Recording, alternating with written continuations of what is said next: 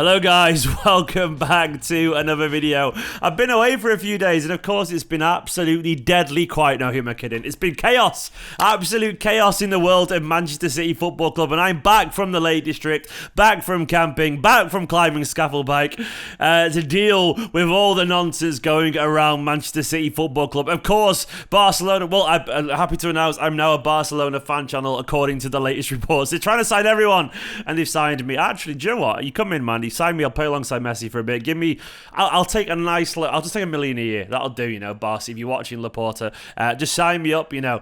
It's not going to happen, is it? But today I'm going to go through all the big rumours and all the big news and loads of stuff that's been going on in the world of Man City. It's being chaotic. First of all, though, I want to play this clip from the latest Hold the L show over on Super 6. Roll the footage. I'm talking to myself there. Just play Stephen. Harry Kane up top, and then imagine you've got two forwards to play with him on either side. DT, who would you go with out of that sort of front line of Sterling, Grealish, Rashford, Kane, Foden, Sancho? Mount, even if you wanted to push forward, what would you do?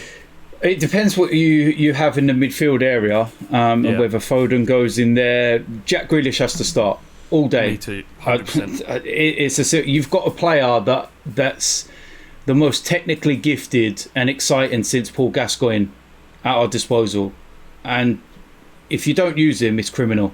You should be sacked on the spot. He is just an unbelievable footballer, and I'm not even exaggerating when I say that he could genuinely walk into any team in the Premier League. I think so too. Any team. I think he is unbelievable. He'd walk in Chelsea's, he'd walk in Liverpool's. I'm not too sure about that, but yeah. 100% he would walk into Chelsea's ahead of the likes of Havertz and whatnot. Absolutely all day long. He would 100% walk into Arsenal's. Anyway, DT there talking about Jack Grealish and how he's the most exciting talent since Paul Gascoigne, apparently. Well, obviously, that's actually Phil Foden. But either way, I do agree that he's an absolutely fantastic footballer. And he's obviously actually going to be a topic of discussion in this video. I do agree we should find a way to utilise him, if not immediately in the first 11, at least very often, because Grealish is a brilliant footballer and one that could mesh with the exciting talents of someone like Phil Foden absolutely incredibly. Would he walk into any team in the Premier League? I don't know if that's true. Maybe he would do. I don't know. I mean, we could find out quite literally next season if he could walk into City side. But I do feel that he could be the special difference maker in a competition like this. The likes of Foden and Grealish have magic in their boots and would be naive not to test them out on the pitch together at some point. You have to do it. It'll be interesting to see how they get used in the Euros. Let us know down in the comments how highly you rate Grealish, and go check out the full video over on Super 6 as well. It should be, it's a good one. I watched it and it's absolutely excellent. Loads of Euros hype over there. And I want to say thank you as well to my latest patron, Callum Gardner. You absolute legend who's joined him for the $3 tier, signed up for a year. Callum, you're a hero. Big love to Callum. Patreon.com/Esteemed Company if you want to help us support the channel a little bit more, or youtube.com/Esteemed Company/join. Right. Where do we start, man? I'm going to go through the various little bits of information first because it's not quite, enough to cover in a video. Awards everywhere. Foden, PFA Young Player of the Year. Incredible. Absolutely incredible. I mean, he didn't play loads of football in the Premier League this year, but the football he did play was absolutely immense. I'm delighted for him. The second of many individual awards, no doubt. He's going to win loads and loads and loads. Also, I'm loving his new Eminem hairstyle. I think he actually suits it personally. It's a bit ridiculous, but he's a young lad. I mean, I would be doing the same if I was his age. And I think I did have blonde highlights in my hair when I was like 17 at one point. You do not want to see pictures of that. Terrible. But congrats to him. Wonderful stuff. Wonderful hair. Let's see if he does Gaza proud in the Euros. And KDB as well, PFA Player of the Year. Only the third player to have it twice in consecutive years. I'm not sure he was even Manchester City's best candidate. Gundogan, Diaz and me higher up the rankings. But I'll take it. It does show you, by the way, that players often get these awards based on their general just feelings towards a player. Everyone loves Phil Foden. Everyone loves KDB in terms of players. That's probably why they've won these awards. Not that they don't deserve it, but KDB was a surprise to pretty much everyone, even including Kevin De Bruyne. So congratulations to them. And of course, the Euros is nearly here as well, so that'll be fun. Right, let's get on to the first talking point at the bottom. Apparently, there's going to be a mass exodus or a refresh or whatever. Now, this comes from via Jack Grealish. Jack Grealish said that there's multiple first-team stars who could consider seeking game time away from Manchester City, including Sterling, Jesus, Gundogan and Mahrez. And Bernardo and Laporte also have an admirers. Or the previous bunch, Jesus, Gundogan, Mahrez, Sterling, all have 2 years remaining on their contracts. So there is some issues there potentially. Now, this is probably true, but it doesn't mean they're all going to leave. Obviously, we see this an awful lot. And what I would say is do raise your cynicism up when it comes to transfers. I don't believe this is all wrong, but what I will say is it's easy to put this in an article because it's a little bit true, but it's easy and it sells and all that kind of stuff. And this is definitely relatively true, I think, but I wouldn't expect all this is going to happen, mainly because it's not that easy. It's not easy to move on this many players and get the fees that Manchester City would want for these players as well. I do suspect now, I think it's come relatively obvious, we will see one big name casualty. Who could it be? Bernardo? Maybe Laporte? I don't know. I wouldn't be surprised if Sterling doesn't sign a contract in this summer if he's looked to be shipped on as well. But the rumours suggest that he'd want at least 80 million, which seems quite cheap actually, given what Sterling can do on his day. But I wouldn't be surprised if City saw that and took it, given the fact that he's got 2 years left on his contract if he doesn't sign a deal by the time he gets to the start of the new season or close to it. But either way, I do wonder if Manchester City see a refresh is kind of necessary, to be honest, because winning does sometimes breed complacency. It's not always intentional. It can be subconscious. Players can get comfortable and settle and get over familiar with their environment. And often that players can lose their edge. And the reason squads often refresh while they're on top is to integrate or, I guess, inject some more hunger and energy into their squad. So I'm not surprised if City are a bit relaxed about one or two players who are potentially deemed replaceable do leave. And I hate saying that, but when you look at all these players that have been listed here, I wouldn't say they're not De Bruyne, they're not Phil Foden, they're not Edison, they're not Diaz. These are the ones I would deem absolutely irreplaceable. I don't think Guardiola would be too upset if a couple of players went in, if we got some energetic new faces in the squad looking to make a new impression and all that kind of stuff. All these won't leave. Maybe one. I would say probably two at max. Maybe one will leave. But it's interesting to note that some players probably do fancy a little bit of a change. And by the way, it's worth noticing that some of these players actually live in the city centre on their own. And the reason I mentioned that is because I live in a flat in Manchester, and me and Nicola have had a difficult time for the past year, if we're being honest. For a large part of last year, living in Manchester city centre, and this is probably something that a lot of you can't relate to watching this video, because I know a lot of overseas fans watch these videos, and a lot of people don't actually live in the city centre who watch these videos. It was difficult. It was quite miserable, if I'm being totally honest. Living life in the city centre last year was dull. There was nothing to do. It was miserable a lot. The weather was bad. And I'm not exaggerating when I say there was literally nothing to do. Nowhere was open. And I wouldn't be surprised if some of these lads were sat there and felt a little bit reflective. And at times, me and Nicola, we sat in our flat in Manchester and went, I want to get out of here. And we're actually moving away from the city centre for that reason, because the last year has made us reflective, where we don't want to live in a flat in Manchester. We want to live somewhere peaceful and quiet, and we fancied a change. So I would not be surprised, actually, if the likes of Bernardo, a young lad, and maybe even Laporte, who are all living in town, kind of just don't mind the idea of a change of scenery. Not because he's got anything against Manchester or City or the fans, or not that they're not happy here. More because sometimes when a big life-changing event goes on, like COVID, they might just fancy a change in life. Do not underestimate the impact a year of sitting in a lonely flat, how much that could impact the players mentally. Sometimes it's not just about football. Sometimes it's about just wanting a change for your family, for your career, to freshen up your life. And just, Bernardo might want to live in Madrid and play for Atletico or something like that, and have a big fancy pool somewhere in nice weather and just have a change of scenery.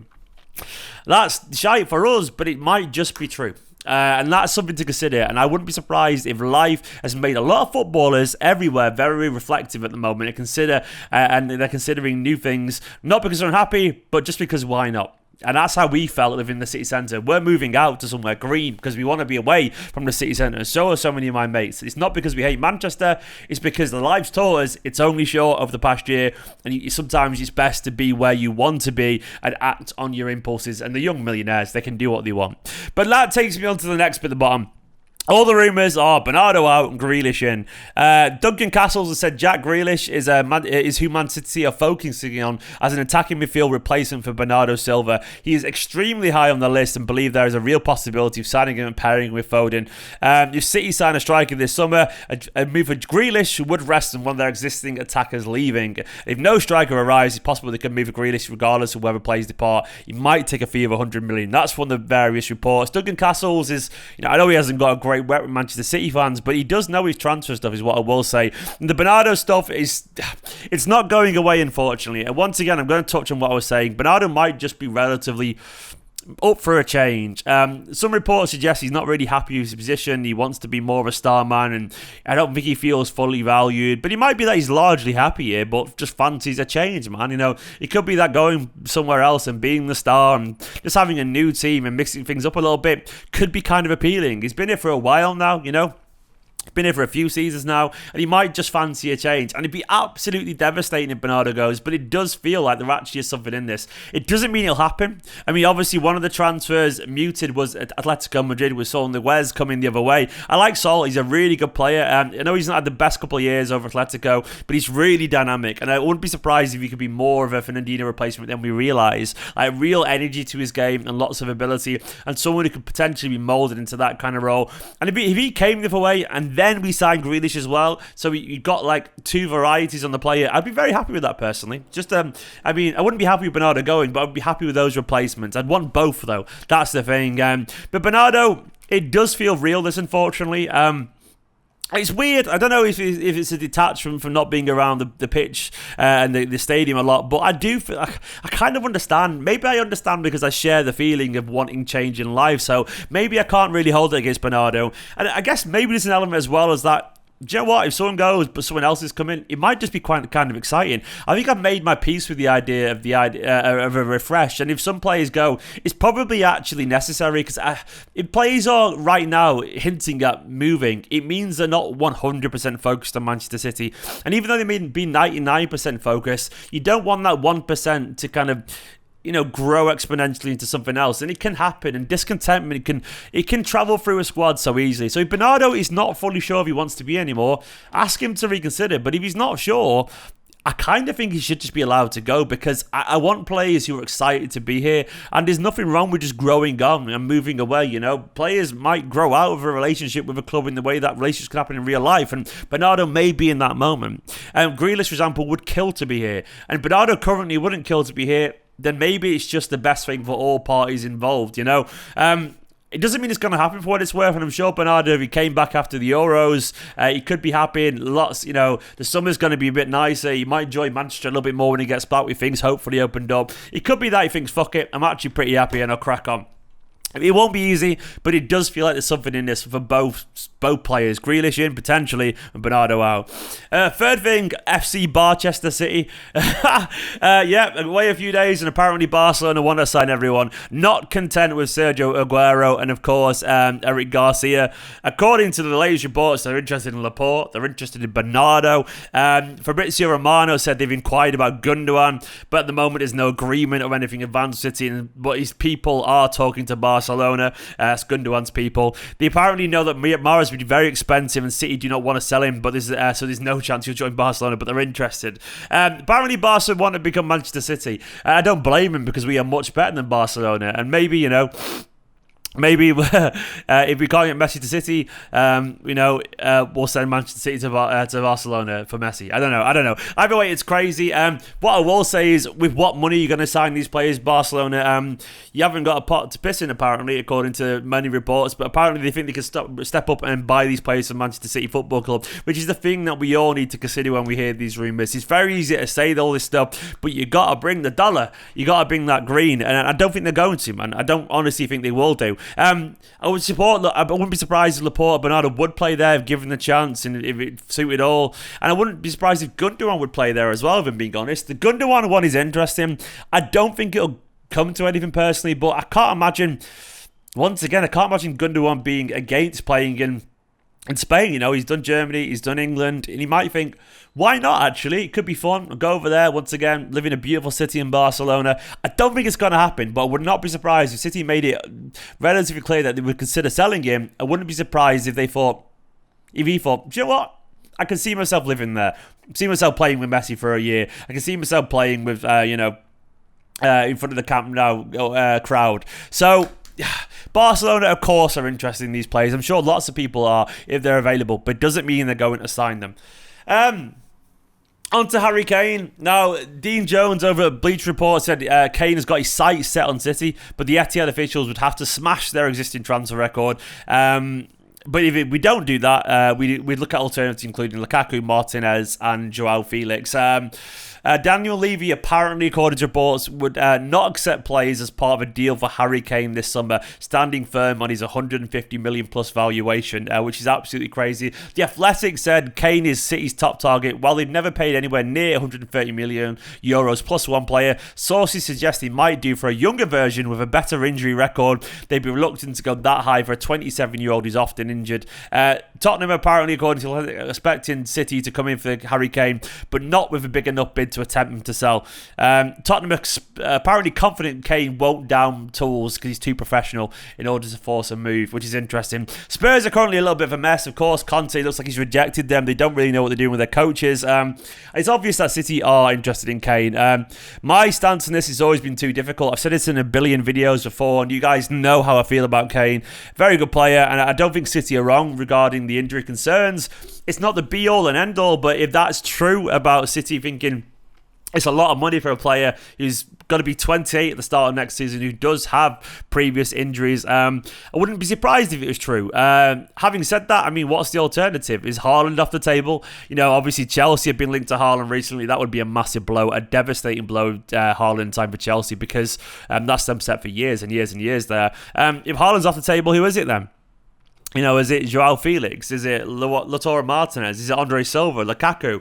I don't know who it would be. I mean, maybe we just give Liam Delap and Lucas Nemecha a go. But either way, I think it's pretty obvious that Harry Kane is City's top target. And I think he wants to come to Manchester City, and I think he'd jump at the chance. But I'm just not confident how well we could deal with Daniel Levy, because I don't think he's smart as people say he is, but I think he's willing to, spite himself basically just to make a point, not to make Spurs look like pushovers. I mean, if he does actually say 150 million, I think that's a positive, because therefore there's a way to negotiate that down. If he goes, it says 200, City won't get anywhere near the fee. But if he says 150, City might get him to negotiate down to 125, 130, which to me is still an awful lot of money. It's an insane amount of money, but I think it's something City would be confident in paying if they felt that they could get the money's worth of Harry Kane. That's the big if, though. That is the big if. Either way, we've got a long way to go in this. I don't suspect we'll see any big movements before the Euros start, personally. Maybe we will do, I don't know, but I can't really see it. I don't see what the clubs have got to gain by getting it done, deals done before the Euros in terms of the selling clubs. City will want it done soon, but I can't see what Spurs have got to gain. They'll want it to drag on and on, knowing that with every week that passes, they've got a stronger case for getting a little bit more money out of Manchester City, if at all. And also because it affects their pursuit of a new manager. Not our problem, but something for Spurs to consider. Though, having said that, they are skint. They are skint, so they kind of do need the money to an extent, but we'll see. Finally, Nuno Mendes. According to The Athletic, City have been paying extremely close attention to Nuno Mendes. Sporting Lisbon want north of 50 million euros to sell, with City looking at Harry Kane. It's unlikely they will continue to pursue the play this summer, but could look to revisit the situation in 2022.